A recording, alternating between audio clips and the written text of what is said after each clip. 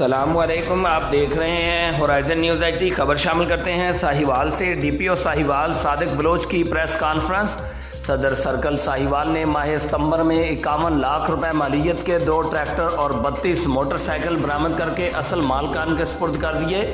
एक माह की कलील मुद्दत में सदर सर्कल पुलिस ने 205 खतरनाक मुजरमान इश्तिहारी भी गिरफ्तार किए।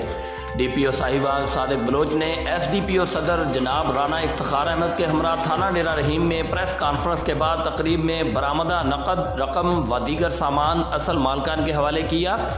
डीपीओ साहिवाल ने कहा कि सदर सर्कल पुलिस अपनी कारकर्दगी के तसलसल को बरकरार रखे और बाकी सर्कल भी मेहनत और लगन से आवाम के जानो माल के तहफ़्फ़ुज़ को यकीनी बनाए।